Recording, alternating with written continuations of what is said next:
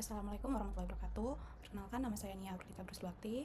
Di sini saya akan menjawab pertanyaan-pertanyaan yang ada pada lembar pertanyaan UTS mata kuliah Manajemen Sumber Daya Insani dengan dosen pengampu yaitu Profesor Dr. Haja Sri Indrastuti SMM.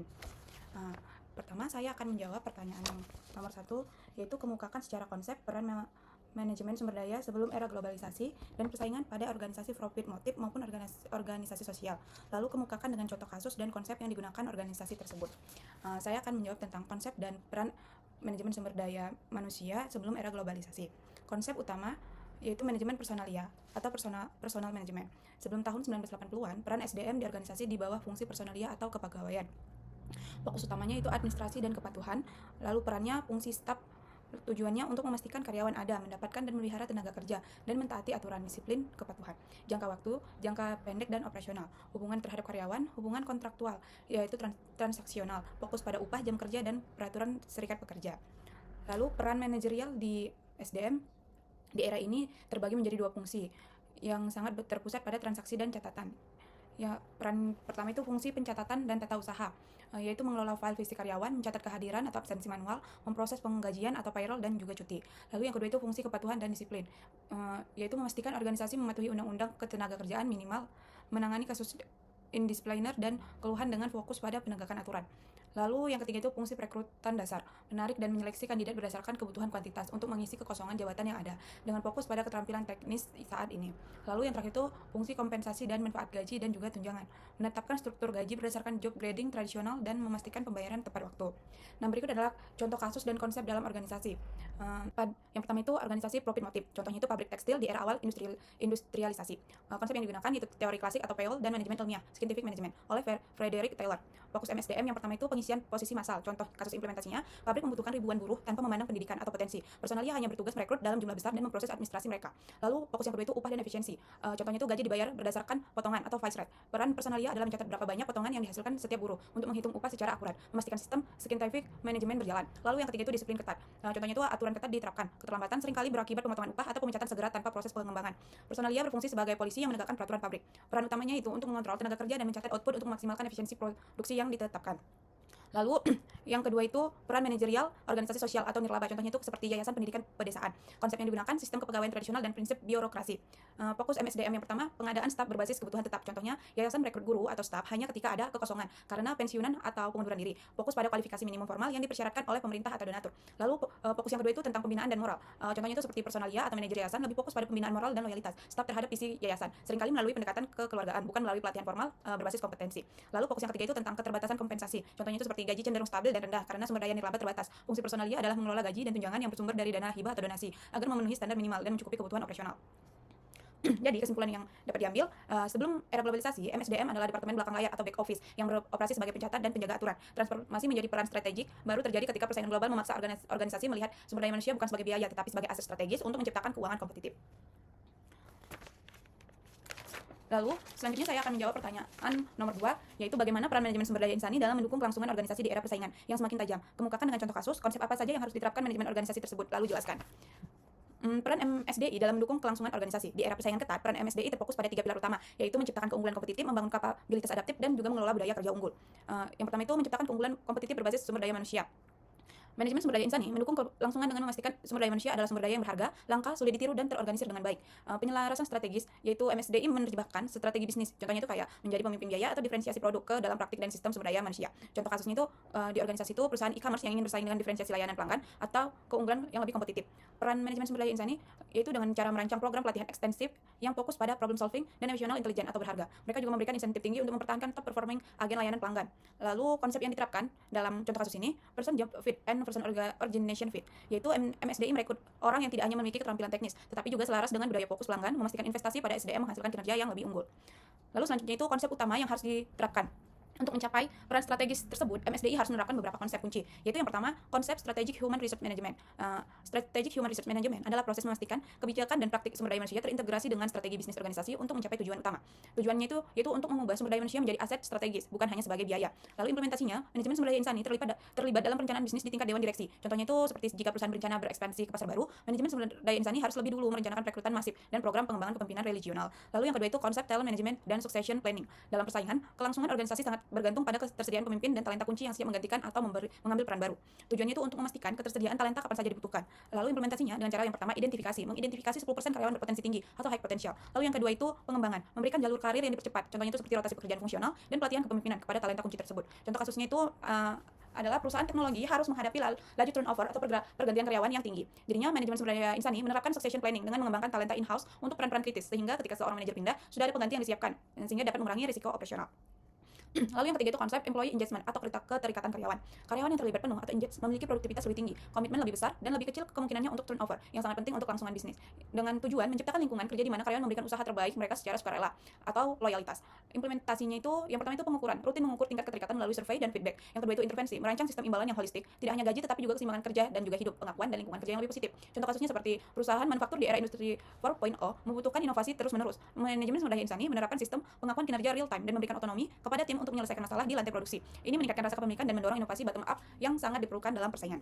Lalu yang keempat itu ada konsep change management dan budaya adaptif. Kelangsungan organisasi di era persaingan tajam berarti kemampuan untuk beradaptasi terhadap disrupsi atau teknologi, pasar atau peraturan.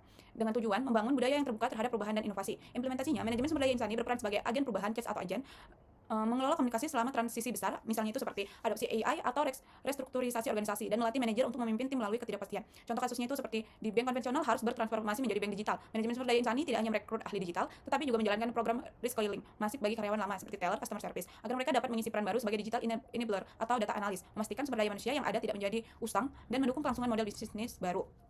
Jadi, secara keseluruhan, manajemen sumber daya insani modern adalah arsitek dari kemampuan organisasi untuk bersaing, bukan sekedar departemen administratif saja. Selanjutnya adalah soal nomor 3. Yang pertama itu jelaskan kondisi organisasi di tempat saudara bekerja dengan menggunakan analisis BCG atau Boston Consulting Group. Latar belakang tempat saya bekerja ialah saya bekerja di sebuah usaha jual beli kelapa sawit dalam skala kecil atau pengepul buah kelapa sawit di wilayah Pelalawan. Usaha organisasi tersebut sudah berjalan kurang lebih 5 tahun. Berikut kondisi kerja di organisasi tersebut dengan matriks BCG.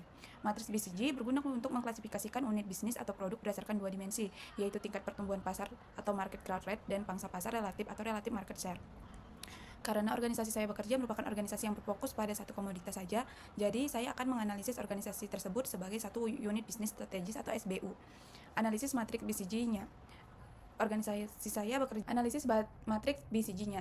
Organisasi saya bekerja sebagai pengumpul atau pedagang perantara. Jadi organisasi tersebut dapat saya tempatkan di kuadran paling mungkin, yaitu cash cows atau sapi perah. Kenapa saya tempatkan pada cash cows? Karena organisasi tersebut sudah beroperasi cukup lama dan memiliki jaringan pemasok atau petani yang lumayan kuat.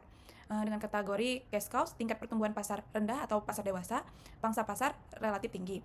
Kondisi kerja dan karakteristik sapi perah yang digunakan dalam organisasi tempat saya bekerja adalah pasar pertumbuhan yang cukup rendah atau stabil. Organisasi tersebut sudah dewasa dan stabil di wilayah tersebut dan juga memiliki volume permintaan yang konstan. Meskipun harga kelapa sawit dapat berfluktuasi, namun pertumbuhan permintaan dalam waktu jangka panjang di wilayah tersebut tidak terlalu pesat karena tidak ada lonjakan signifikan dalam penanaman kelapa sawit baru. Lalu pangsa pasar relatif tinggi karena organisasi tersebut merupakan pemain dominan atau bisa dikatakan salah satu pengepul TBS terbesar di wilayah tersebut. Organisasi tersebut juga memiliki loyalitas petani yang cukup tinggi. Lalu organisasi tersebut mampu membeli TBS dengan volume besar dibandingkan dengan kompetitor yang lebih kecil. Arus kas positif. Yang ada organisasi ini dapat menghasilkan uang tunai yang jauh lebih banyak daripada yang dibutuhkan untuk mempertahankan operasionalnya. Investasi yang minimal yang diperlukan karena biaya yang utama hanya terletak pada biaya operasional rutin seperti transportasi, tenaga kerja, dan juga administrasi. Risiko yang ada di organisasi itu memiliki risiko utama yaitu ketergantungan pada harga komoditas global dan potensi munculnya kompetitor baru dengan modal yang lebih besar. Lalu strategi yang saya anjurkan mempertahankan dan memanen, yaitu pertahankan posisi pasar yang ada saat ini, fokus pada efisiensi biaya seperti transportasi dan pengumpulan, dan memanen keuntungan untuk diinvestasikan ke area bisnis lain, misalnya untuk diverifikasi atau meningkatkan secara operasi.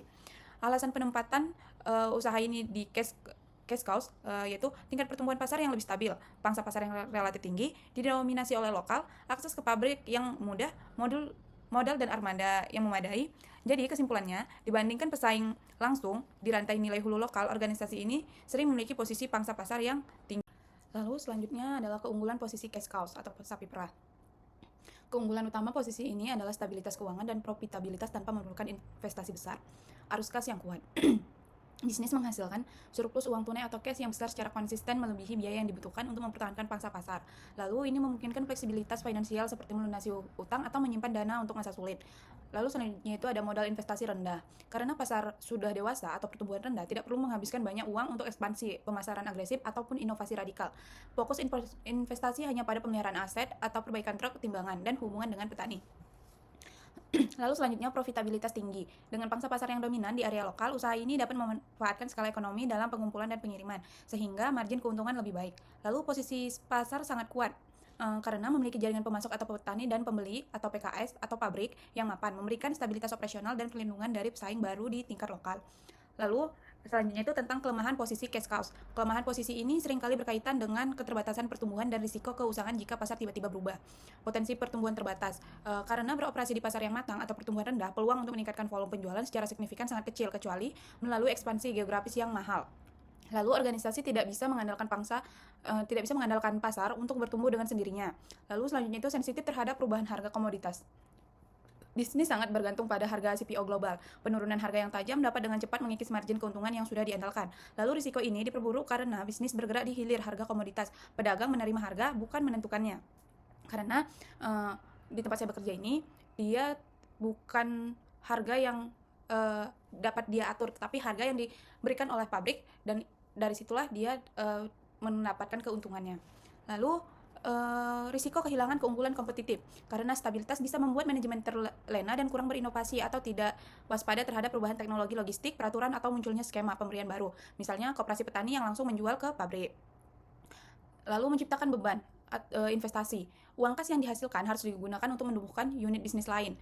Jika tidak ada unit lain untuk diinvestasikan, kas tersebut bisa terbuang sia-sia atau tidak memberikan imbal hasil terbaik. Ini menuntut keputusan alokasi modal yang cerdas dan manajemen. Lalu saran dari saya terhadap kondisi yang dihadapi organisasi tersebut, yang pertama itu strategis pertahanan.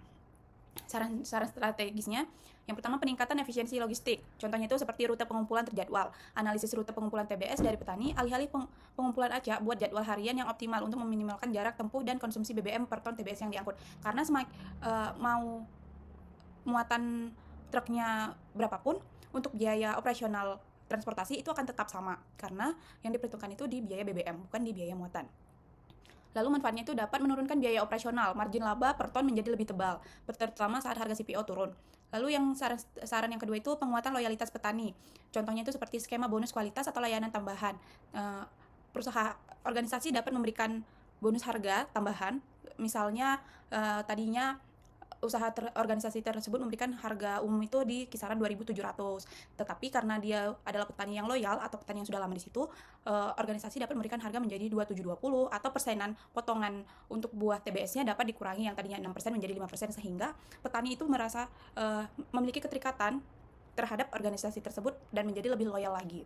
Manfaatnya itu dapat mempertahankan pangsa pasar. Itu tadi, mengikat petani dan mempersulit pesaing untuk merebut pasokan hanya dengan menaikkan harga sedikit. Lalu saran yang ketiga itu manajemen risiko harga. Contohnya itu seperti hedging jangka pendek kalau memungkinkan. Jika volume cukup besar, lakukan negosiasi kontrak penjualan forward dengan PKS. Contohnya itu kayak menjamin harga jual untuk 50 ton TBS minggu ke depan untuk melindungi margin dari anjlok harga CPO. Sebenarnya ini akan sulit untuk diimplementasikan, tetapi jika harga CPO itu stabil dan perusahaan tersebut dapat memberikan TBS yang banyak, mungkin dari pihak pabrik atau PKS itu dapat memberikan seperti itu tadi, potongan harga juga, potongan persenan, karena potongan persenan itu juga cukup banyak hasilnya jika dikurangi 1 atau 2%. Dan juga mungkin harga dibedakan dengan pemasok sawit lain gitu. Manfaatnya itu bagi organisasi tempat saya bekerja, menjaga stabilitas margin, melindungi bisnis dari kerugian besar akibat volatilitas harga harian. Karena kan harga sawit itu dia naik turun terus dan tidak ada patokan maksimal penurunannya per harinya. Lalu yang kedua itu strategi ekspansi, memanfaatkan surplus kas. Sarannya, yang pertama itu verifikasi rantai nilai sawit. Contohnya itu membuka toko pupuk atau alat pertanian. Jadinya organisasi itu tidak bertumpu hanya dari pendapatan TBS, tetapi dari penjualan pupuk juga dan alat pertanian. Karena kalau kadang petani itu dia juga mau meminjam uang untuk membeli pupuk. Jadi organisasi bisa memberikan pinjaman langsung seperti pupuk dan juga bisa mendapatkan keuntungan dari pupuk tersebut dan juga keuntungan dari harga pupuk yang diberikan secara kredit ke petani. Lalu yang kedua itu saran yang kedua, ekspansi geografis ke wilayah berkembang. Contohnya itu membuka pos pengumpul baru di kabupaten atau kecamatan tetangga, atau lebih kecilnya itu membuat cabang pengumpul buah kelapa sawit baru lagi yang mungkin berjarak sekitar berapa ratus kilometer dari tempat tersebut, karena kalau terlalu dekat juga malah jadinya itu hanya membuang biaya operasional. Lalu yang ketiga itu ada investasi pada digitalisasi dan teknologi. Contohnya itu bisa mengembangkan aplikasi atau sistem pencatatan mandiri. Mungkin bisa pencatatan harian dapat dilakukan setiap hari dengan cara itu menggunakan sehingga pencatatan itu tidak akan hilang ataupun rusak nantinya. Karena kalau untuk sekarang pencatatan yang dilakukan oleh organisasi masih manual, yaitu dengan tulis tangan. Karena itu risikonya cukup tinggi juga, misalnya bisa terjadi kebakaran atau laporan tersebut kena air sehingga kan laporannya jadi rusak seperti itu.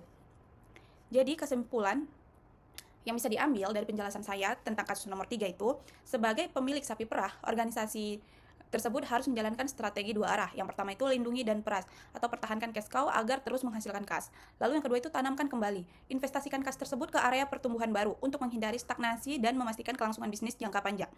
Baik, sekian jawaban saya dari tugas ujian tengah semester mata kuliah Manajemen Sumber Daya Insani yang diampu oleh Ibu Profesor Dr. Hajasri Indrastuti SMM. Sekian dan terima kasih. Wassalamualaikum warahmatullahi wabarakatuh.